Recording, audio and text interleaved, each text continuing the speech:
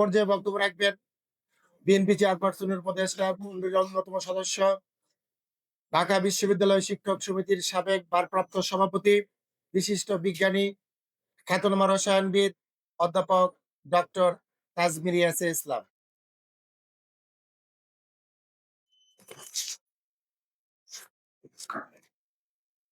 বিসমিল্লাহির রহমানির রহিম। আজকের এই কৃষি উপকরণ ও খাদ্যদ্রব্যের মূল্যস্ফীতি, সরকারের অব্যবস্থাপনা, কৃষক ও জনগণের আশ্বাস শীর্ষক প্রবন্ধের সেমিনারে উপস্থিত সভার প্রধান অতিথি বিএনপির মহাসচিব, উপস্থিত স্ট্যান্ডিং কমিটির সদস্য, উপস্থিত অ্যাডভাইজারি বোর্ডের মেম্বার এবং কৃষক দলের সভাপতি এবং ভাইস প্রেসিডেন্ট, সবাইকে আসসালামু আলাইকুম। এবং আমার সামনে যারা আছেন সম্মানিত কৃষিবিদ ভাই ও বোনেরা, আজকে আমার খুব অহংকার হচ্ছে আপনাদের জন্য। Really I am feel very much proud of you.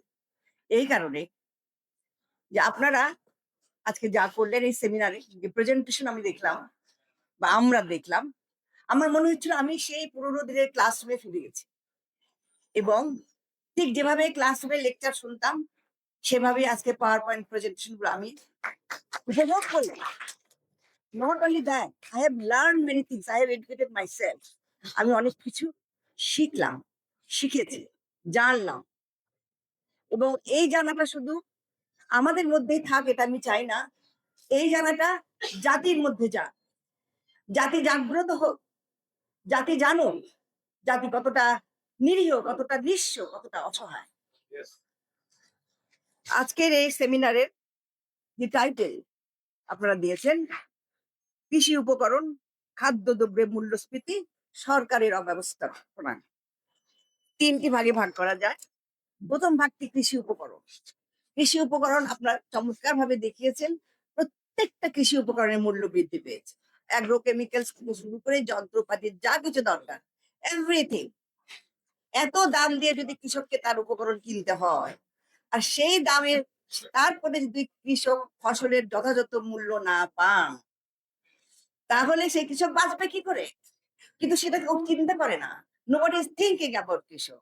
ফার্মারের জন্য আমি আপনি চিন্তা করছি এই ঘরের ভিতর বসে, কিন্তু যাদের চিন্তা করার কথা তারা তো চিন্তা করছে না। আমাদের কৃষকরা বড়ই অসহায়। আরেকটি জিনিস, মন্ত্রীরা যখন কথা বলেন, মানে হর্তাকর্তা কর্মকর্তারা যখন কথা বলেন, বড় বড় কথা বলেন, মেকানাইজড কাল্টিভেশন, কৃষি উপকরণের যান্ত্রিকরণ করা।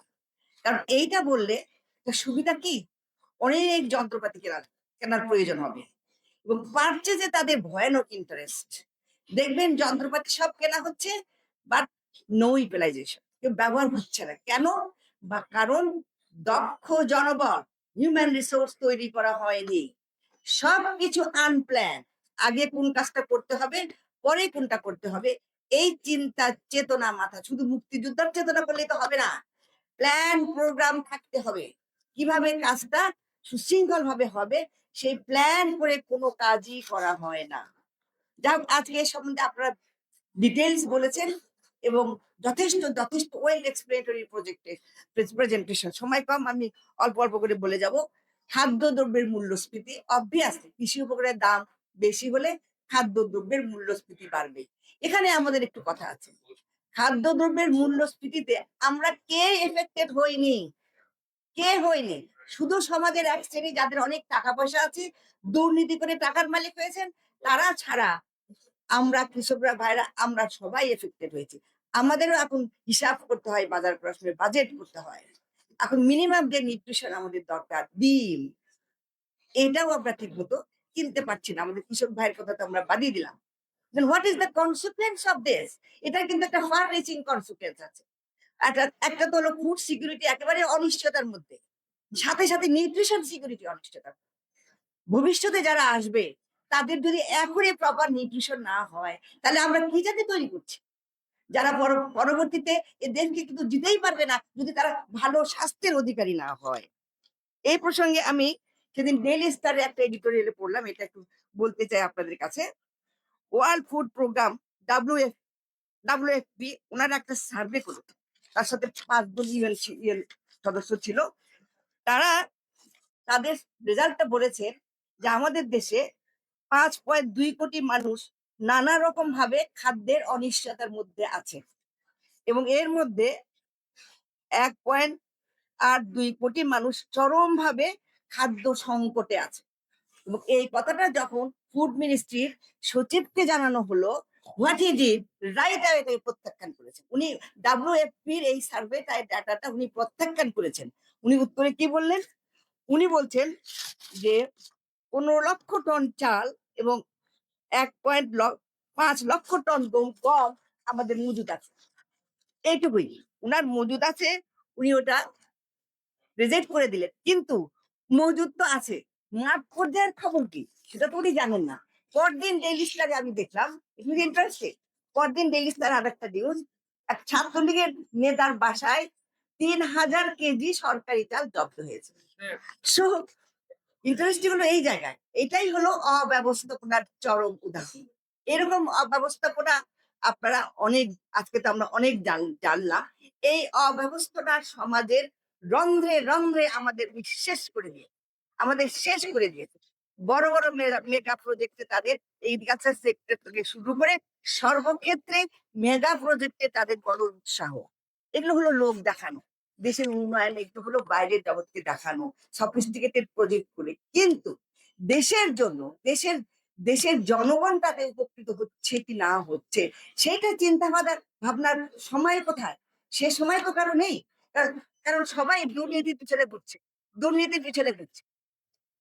এই দেশ কখনো এখান থেকে বেরিয়ে আসতে পারবে না যদি দুর্নীতিমুক্ত বাংলাদেশ না হয়। দুর্নীতিমুক্ত বাংলাদেশ একটা প্রমিস দেশবাসীর কাছে। আমি শুধু এটাই বলি, আজকে দেশের যে অবস্থা আমরা দেখছি, যদি সামনে সরকার পরিবর্তন ইনশাল্লাহ হয়, তাদের মাথায় রাখতে হবে দুর্নীতিমুক্ত বাংলাদেশ হোক। এবং এই যে সবগুলো কথা বললাম এর একটাই কারণ, সেটা হলো কি, সমাজের কোন স্তরে, কোনো কাজে, কোনো কিছুতে জবাবদিহিতা নেই। No accountability to anybody. কেউ কারো কাছে জবাবদিহিতা দেন না। কারণ সবাই তো নিজের লোক। আমরা সবাই নিজের লোক। কে কাকে কি বলবে? এই নিজের লোক থেকে বেরিয়ে আসতে হবে। অ্যাকাউন্টেবিলিটি থাকতে হবে। যতক্ষণ না গণতন্ত্র আসছে, গণতান্ত্রিক সরকার প্রতিষ্ঠিত হচ্ছে, তার আগে এগুলোর কোনো সমাধান হবে না। আপনাদের সকলকে ধন্যবাদ।